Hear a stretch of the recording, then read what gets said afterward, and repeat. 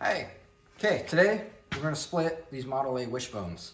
But before we do that, first, I hope you guys can hear me okay. I don't have a microphone, and I know somebody mentioned I should have a microphone, but I don't have any film equipment at all. I do all this with my smartphone. But if you buy a shirt, that'll give me money to buy a microphone and maybe some film stuff.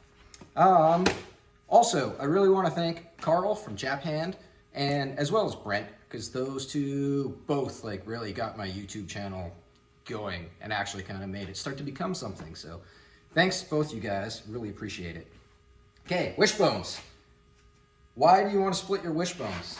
Not everybody does. My Roadster, this has unsplit stock 32 Ford wishbones. This Roadster here has split wishbones. So why are they split? Wishbones actually work better the way they are from the factory, like stock. And the reason being, if you were to pretend this is the axle, and these are the wishbones. And you've got it set up like that. As your wheels are going over bumps, it pivots on the ball. When you split them like that, and it starts going over bumps, they start binding. In theory, that shouldn't work, but in the real world, there's enough flex and give and everything that it does work. So why are they split? The main reason why people split wishbones is when you start taking flatheads out and putting bigger engines and transmissions in, you run into steering problems. Clearance problems. Because your wishbones would normally come here. And if you have a big bell housing in there, and a starter, and a steering box and stuff, you run out of room. So the object is to split them to get the room. So we'll start with these. These are stock Model A wishbones. Probably the least desirable wishbone to build a hot rod with because they're really small. Lengthwise, they're short and they're just small that way, but they're super cheap. I bought these ones for 50 bucks and they work just fine. So when you go to split them, if you can see up in here, there's a weld. That's usually where I cut them. There's no scientific way of doing it. I just do it with a chop saw. A zip disc would work good. And this part here, put to the side, you don't need it. What you end up with is two of these guys.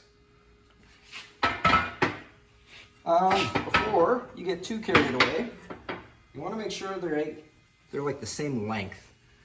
I usually just eyeball them like that and then finish them up with a grinder to get them the same length. You don't have to be like super perfect because the wishbones thread in and out so you can fine tune your length. Once you've got them to that length, you take your bungs. These are available from most hot rod supply places. Pete and Jake's has them, Speedway has them, SoCal has them. You just pick them up from one of those places. They come threaded already. They're machined on one end to slide in. Your wishbones, your tie rods, go in and out like so. Before these were like popular, I used to use drag links, little drag link couplers. I would cut those in half, slide them in, and weld them up. That's kind of how a lot of like split wishbones in the 50s were done. These do work quite a bit better though. They're a lot stronger. So we take this guy here.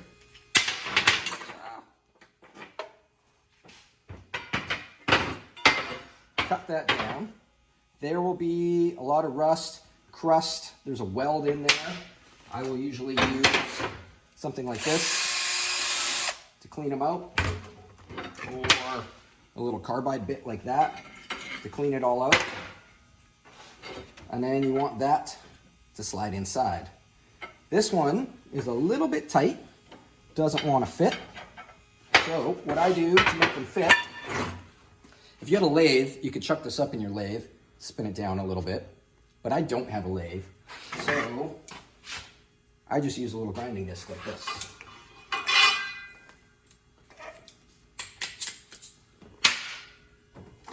glasses. Just put it on the bench like that.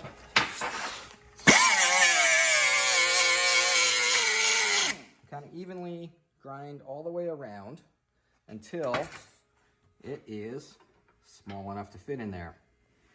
Rather than watch me do this for 20 minutes, because I'm sure you have way more important things to do, I have one that's already ready. Whoa, look at that. Isn't that great? Another thing I do before I put these in permanently is I drill 4 holes all the way around. And the reason being is so that when you slide that in there, you can do like a rosette weld right on the end, just to give it a little more strength. So we can do that right now. Get rid of this guy. Take this guy. Put it in the light. Slide that in.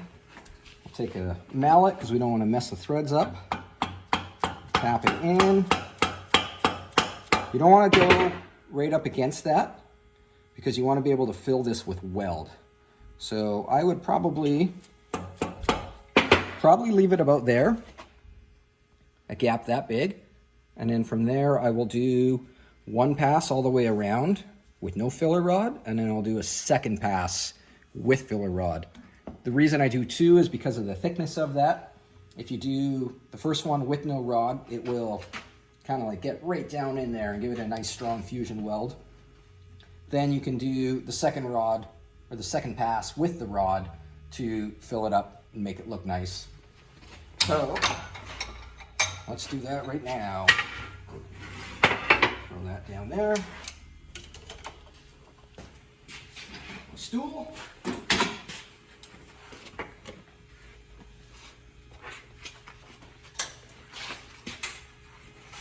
Okay.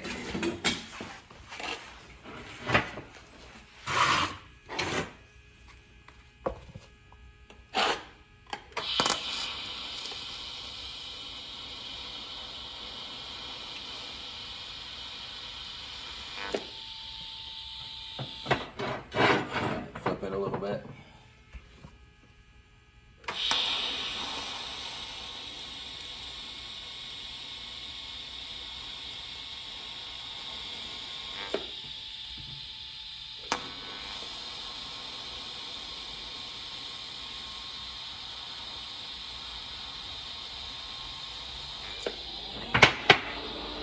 Oh, I forgot to turn my cooler on.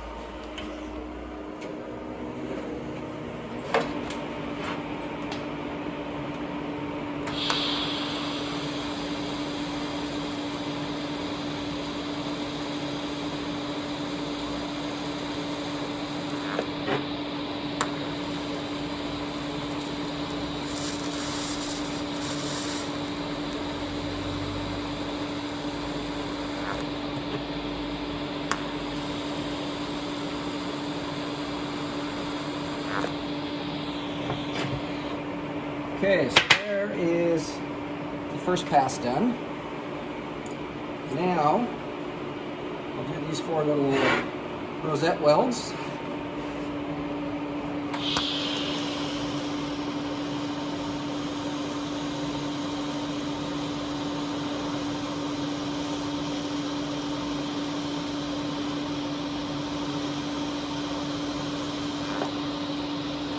And another thing I'm going to add, I usually don't grind these welds. I know some people do because it looks nicer, but where I live here in Canada, most of these hot rods, they have to go through an inspection before you can put them on the road. And whoever's doing the inspection, if they can see stuff like that, it makes them feel a lot better. So I always leave them.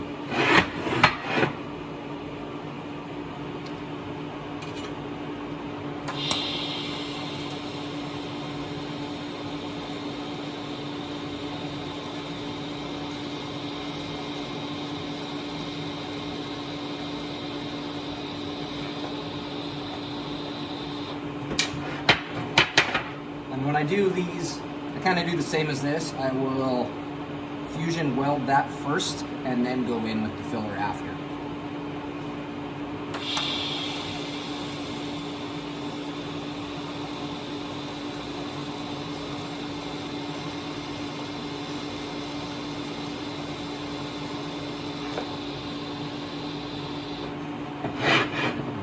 last one.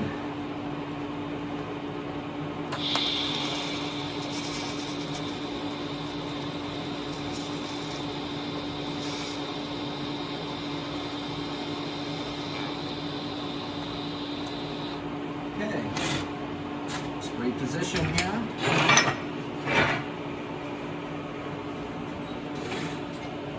And we'll weld the last up.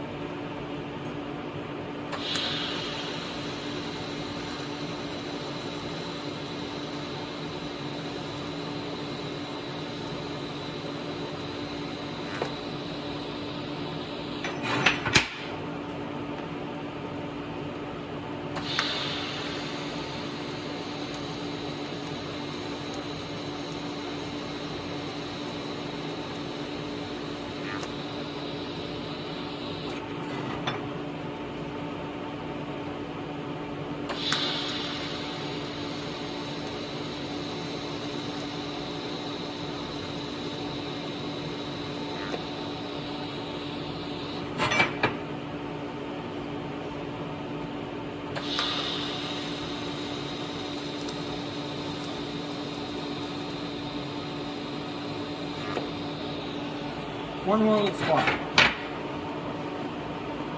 This is getting hot.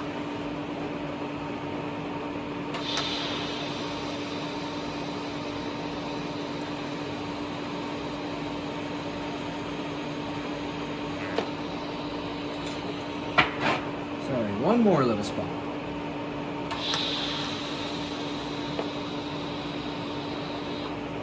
All right. So that is welded all the way around now.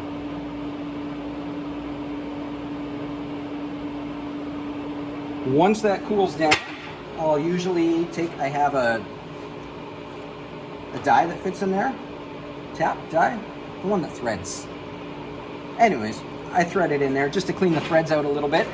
And then when I thread these in for good, I won't do it right now because this is a million degrees. But when I thread those in for good, I always put anti-seize on them as well.